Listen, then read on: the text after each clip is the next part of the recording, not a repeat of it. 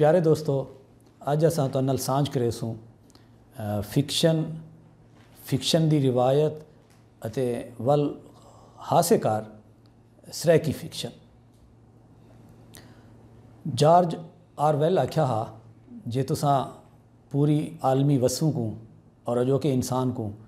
बचावन चाहते हो तो तुहाकू एक दफ़ा वल किस्सा करना पोसी, यानी वल फिक्शन दो रजू करना पोसी। सो ई वास्ते आख्या वेंदे कि दुनिया दे तमाम बाल जिहड़ी गाल ते अज भी सब तो ढेर मुतवजे थींदन वो है एक दफ़ा दा जिक्र है। सो फिक्शन दी तारीख ते गाल करेसूं तो ये साफ ज़ाहिर है बहु दीर्घा किस्सा है, पर असां को देखते से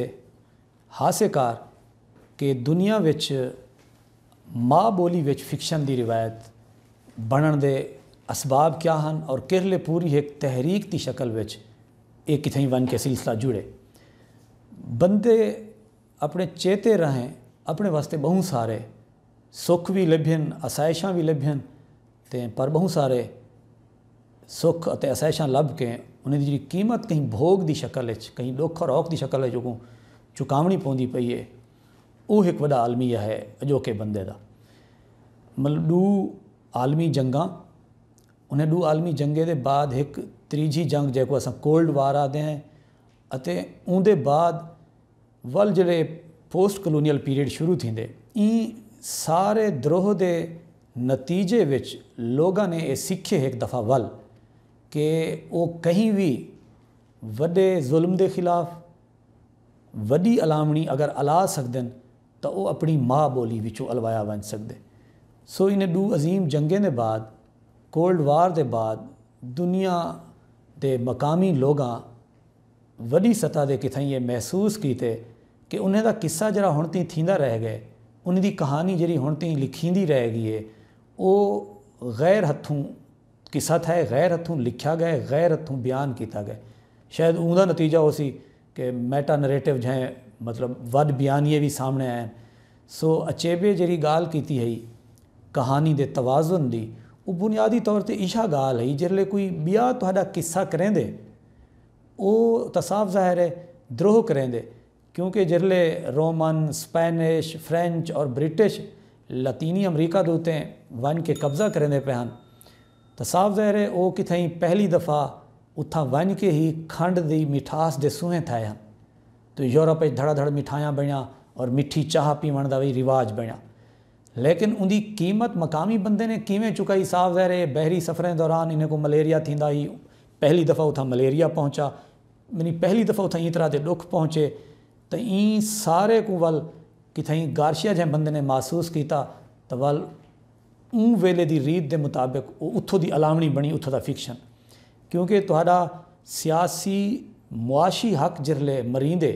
उनकी अलामणी उनकी दिखावनी उनका मुख उनका चेहरा वो तुहारे खिते का फिक्शन होंदे। सो 18वीं और 19वीं सदी 18वीं सदी का छेकड़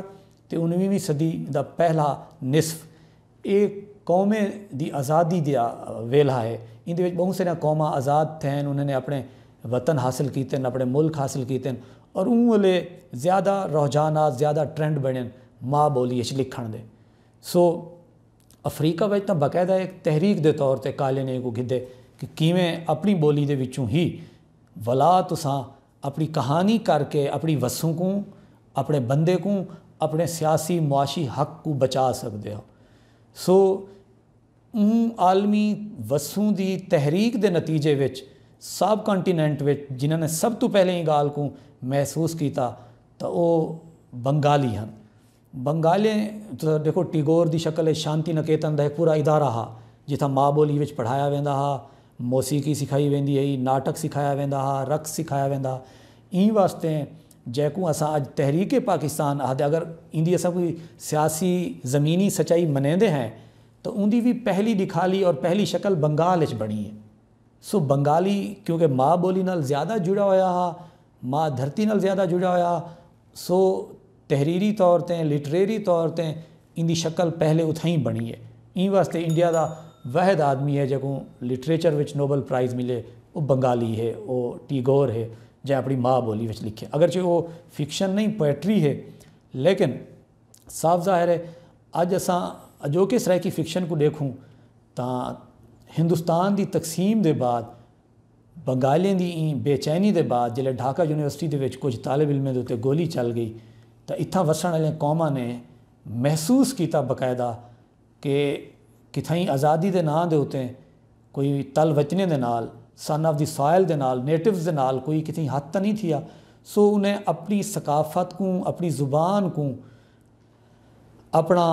हथियार बना के, यानी महज़िब कौमें दा इहो तरीका होंदे, वो तलवार नहीं चाहिए, बंदूक नहीं चाहिए, वो बंदे नहीं मरेना, वो अपनी सकाफत दे नाल, अपनी तहजीब दे नाल, अपने लिटरेचर दे नाल मज़ाहमत करें। सो सराइकियाँ भी एक सकाफती तहरीक, एक लिटरेरी तहरीक बना के अपनी तहजीब को, अपनी सकाफत को, अपनी कौमी सुञाण को ई रियासत दे अंदर रहंदे हुए हासिल करने की कोशिश की थी। तो सो सबाए तहसीन वालवी की शक्ल विच या गुलाम हसन हिदरानी की शक्ल विच सराइकी कहानी अपने अजो मतलब किस्सा और दास्तान तो हज़ारां सालों को अंदे पैन, उनकी ट्राडिशन जी है ओरल है, जुबानी है। अजोके मॉडर्न वेले के मुताबिक सबाए आला अलीपुर के नाल एक छोटा जिहा देहात है, उत्थों का एक बंदा है तहसीन सबाए वालवी, उन्हें और गुलाम हसन हैदरानी जिन्हें ताल्लुक शादन लुंड नाल हा, उन्होंने मॉडर्न कहानी का आगाज़ किया। ये 60 के दहाके की गाल है, लेकिन ये तो क्योंकि बाकायदा आगाज़ है, ई तो पहले अख्तर एक पर्चा निकलता हा मुल्तान विचों सराइकी का, उहदे विच मुख्तलिफ लोगों दा कहानियाँ छपदियां रहियां, जिहदे विच कोई 1948 या 49 के लिखी हुई एक कहानी इकबाल सोकड़ी की अख्तर दे विच जी है छपी है। सो उहदे बाद वाल कहानी को हौले हौले नावल असाकू, क्योंकि रियासती सतह के उत्ते जी तरबियत है निसाबी तालीम की, उनके मुताबिक सारे बहुत सारे बाल सुवे हैं सही असलम अंसारी के नावल दे बेड़ी विच दरिया, जोड़ा कि 2002 विच छपया है। और ये 2002 मतलब मैं समझो कल की गाल है, क्योंकि 1975 में तो गुलाम हसन हिदरानी का नावल गुल्लो नावलेट है, और उनके बाद उन्होंने एक ब्याह नावल असल असील तुखम तासीर, ये 2 नावल उन्हें आ चुके हैं 1970-75 के दरमियान में।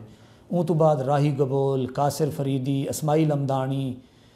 दिलशाद कलांचवी, मुसरत कलांचवी, ये वो ना हैं जिन्होंने मतलब दर्जना नावल सराइकी, लेकिन उन्हें म्यार के उत्ते गाल थी सकती है, उन्हें टेक्नीक्स ते गाल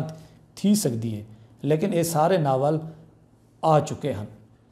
तो सो अच्छी गाल है कि अंसारी साहब ने भी इन अपना भांगा पाते, अपना हिस्सा रलाए, और उन्हें नावल क्योंकि निसाबी सतह के उत्ते यूनिवर्सिटी के शामिल है, वो पढ़ाया वेंदा, जिंदी वजह को सारे बालें की जी सूह सुञाण थी है वो ऊँ नावल के नाल थी है। मगर ना ये सारे नावल पहले तो अमदानी साहब के 2 नावल खास तौर पर इसमाइल अमदानी दे छोलियाँ ते अमर कहानी बड़ी अहमियत के हामिल भी हैं। एक नावल पूरा सिंबॉलिक है, जरा छोलियाँ नावल है वो सराइकी की लिसानियाती तारीख अते लिसानी तश्कील के उत्ते है, वो बिल्कुल जिमें फ्रांस के एक टैक्नीक है नावल लिखण की, ऊँ अंदाज का नावल लिखा गया। सो असां समझते हैं मकामी लोगों ने ये महसूस किए, तलवतनियां ने, नेटिव्स ने, कि वो अपना किस्सा अपनी कहानी जेह तई आप नहीं करेंदे और अपनी जुबान च नहीं करेंदे, तो सो उन्हें दा मुख किथई विगड़दा रह वेसी, उन्हें दा चेहरा किथई वंजीदा रह वेसी, अते उन्हें जा वो सियासी मुआशी सुञाणा ते हकूक जेड़े कि एक कौम के तौर पर उन्हें को ई रियासत दे विच बतौर एक इकाई मिलने चाहिए, वो उन्हें को हासिल न थी सकसन। सो उन्हें ई महज़िब रस्ते को जड़ा कि दुनिया का महज़िब कौमां का रस्ता है, जड़ा कि दुनिया के महज़िब लोगों का रस्ता है, कि कल्चरल सर्वाइवल, कल्चरल मज़ाहमत के जरिए तुसां कल्चरल या लिटरेरी मज़ाहमत के जरिए तुसां कोई गाल करेंदे हो, कहीं कहानी दे होले। और इहदे निशाबुरनामा मॉडर्न जड़ा साडा हुण है वो है अशूलाल, पिछले दियाँ उन्हें कहानियों का मजमुआ है अबनार्मल। अच्छा, एक तो मतलब बड़ी अजीब जी गाल है, किताब का नाम ही उन्होंने अबनार्मल रखी है, वो मजमूए के एक कहानी भी है जिन्ना उनवान अबनार्मल है। अशू ये समझते कि दुनिया दे विच जिहड़े हकीकी लोग हैं उन्हें को दुनिया के डाढ़े लोग, डाढ़े जो लफ्ज़ डाढ़ा इस्तेमाल करेंगे उनका मतलब सिर्फ पावरफुल या पावर वाला बंदा नहीं होंदा, उनका मतलब होंगे कैपिटलिस्ट जिंदे कोल सुच है दुनिया का, जिंदे कोल बटन है दुनिया का, क्योंकि दुनिया चलती उन्हें दे अंगल के इशारे ते सुच को आफान वो करें। मतलब बहुत सादा है, जिसले एक कुम्हार कोई थां बने दे तो क्योंकि बनावन वाला कुम्हार होंदे, कुम्हार की मर्जी है वो थां को जेड़ा शेप देवे, वो जेड़ा शेप दे सी, जी शक्ल दे सी, वाल नाम ही वो रखी सी। सो अजोकी दुनिया दा पोर्टर जड़ा है, शेपर जड़ा है, कुम्हार जड़ा है, वो सरमायादार है। अशू आदे कि दुनिया भर दे मकामी लोगों को इन्हां ताकत वाले लोगों ने आखे अब नॉर्मल, राक्षस, पागल, वहशी, जंगली, असल विच हकीकी लोग हैं, ये ही हकीकी किरदार हैं। क्योंकि कहीं ना कहीं सतह दे उत्ते तुसां अब नॉर्मल थी के ही इजतमाहीयत दा सोचेंदे हो, इंसानियत दा सोचेंदे हो, और ई कुराए अर्ज़ दे उत्ते हर जिया जून दा सोचेंदे हो, और कहीं भी खुद गर्ज किते, कहीं भी सरमायादार किते, कहीं भी कैपिटलिस्ट किते इवें सोचण, इवें करन, इवें आखण अब नॉर्मैलिटी है। सो उन्हें दे कहानियों दे विच हर कहानी अशू दे मजमूए की हर कहानी विच कोई एक ना एक करैक्टर ई तरह का होंदे जेको बज़ाहिर अब नॉर्मल समझेंदी है सोसाइटी या अब नॉर्मल आदि है, असल विच वो ही हकीकी किरदार होंदे इंसानी समाज विच। तो सो अज तुसां जिसले कोई चंगाई की गाल करे सो, जो को भले की गाल करे सो, वल मैं मौलाना रूम की मसनवी के विचों एक हिकायत की गाल करे सा, एक कहानी की गाल करे सा कि हर बंदे की जेब विच एक नकली सिक्का है, बे सिक्के, एक असली सिक्का है, बाकी सारे नकली हैं। तो उनकी कोशिश होती है कि असली तो कहीं भी चल सकते हैं, मार्केट बाजार नकली सिक्का चलावा। सो हर बंदा इहो कोशिश करें दे तो मार्केट सारे सिक्के नकली आवेन, असली लुक वेन। हुण जिसले तुसां असली सिक्का घिन के वेसो, क्योंकि मार्केट चलन नकली सिक्के का है, जाली सिक्के का है, तो असली सिक्का कोई ना गिनसी तुसां पकड़े वेसो ई अखीज दे नाल कि तुसां दू नंबरी कीते, तुसां फ्रॉड कीते, क्योंकि तुसां तां उत्थां मैच नहीं करेंदे पे, तुसां कंट्रास्ट थी गए हो। दुनिया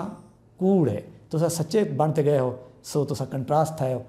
अब नॉर्मल जा कहानियाँ, अशू जा कहानियाँ या अजोका सराय की फिक्शन